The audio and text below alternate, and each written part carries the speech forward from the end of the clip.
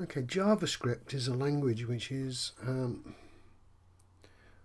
complicated, to say the least. It is going to show us one or two things that you can't do in Python. So, for example, it's got arrays, which in Python we use lists, and lists can be of any type, but arrays in JavaScript have to be of a specific type. We're going to look at event handling as well, which you can't do in Python. Python's not an event handling language. That means responding to, let's say, a button being pressed. It's always running, depends on what button is being pressed and what it does. So JavaScript's got a lot of different things to it, which I will cover in a separate set of tutorials just looking at JavaScript. But I want to point out a couple of things here. I'm going to start off with JavaScript as part of an inline piece of code. In other words, JavaScript is attached to a tag. So it's like a property or an attribute of a tag. Then I'm going to look at JavaScript as being a little bit of programming in response to maybe pressing a button or two, where it's got its own script section in the head of the document. And finally, I want to look at linking a JavaScript file so that none of the code is in the actual page. Now, JavaScript is a client-side scripting language. Okay, it works on the person's computer, so it's really, really quick with web pages, as opposed to client-side scripting, which if you pressed a button, it sends a message to the server, and the server does whatever it's going to do in PHP, which is server-side scripting, which could take half an hour to complete its job, and then send the information back to the web page. So you might be waiting half an hour for it, whereas JavaScript is on the client's machine. When they click a button, it operates on it. Still might take half an hour to do a particular task, but it's all the processing is being done on the actual client machine. Now, you're the only user of the client machine, so it's going to be quicker. If there's 1,000 users on the server all pressing this button on the server, then you can imagine that it could take several hours for things to work out. So there's reasons for both, but I just want to point out that this is on the client, on your machine. Yeah, as you're sitting in the school, sitting on your school computer, you're not doing anything when you're doing JavaScript on the server. It is all being executed on your own machine. So let's take a look at something. Let's have a new... First of all, let's get rid of the style sheet. I don't want the style sheet in at the moment, so I'm just going to delete that line. And I actually want... I've got a button on here, but I want to put a new button on. So let me just put this all back to normal.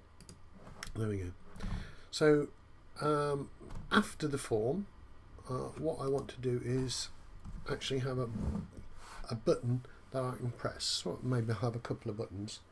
And the way we can specify a button is with the button tag. Button and an end button tag. And what we will do is we'll style the button to do the job that we want, and we will include the JavaScript that we want, which will be event driven on the button. So if I save that and refresh my page, there we can see our button all clicky working, a bit small, oops, shouldn't have submitted, a bit small but working. I'm going to have two buttons, so let me copy and paste that. So I'm going to have two buttons, and maybe I need a break tag in there to make them appear on separate lines. There we go. And there we go, I've got two buttons. Now what I want is one of those images that I used earlier for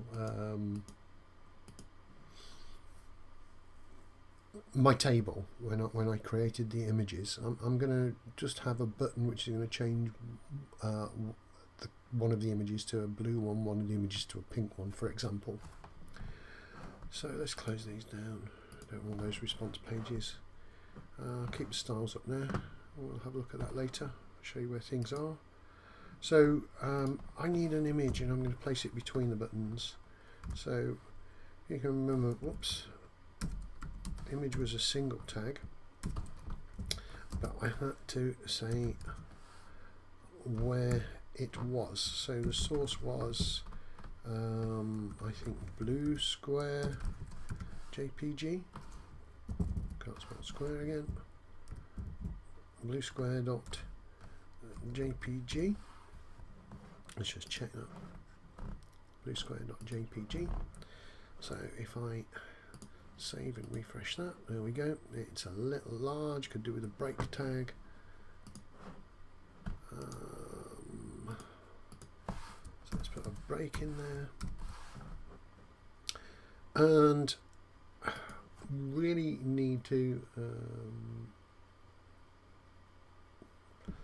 sort of think of the style for this. So I can say the width equals 50. Ooh, not good. Width equals 50. The height equals 50. And actually what I'm going to do is I'm going to style it with a style sheet comment rather than set separate attributes or properties in here. I'm going to set them first to show you that it works.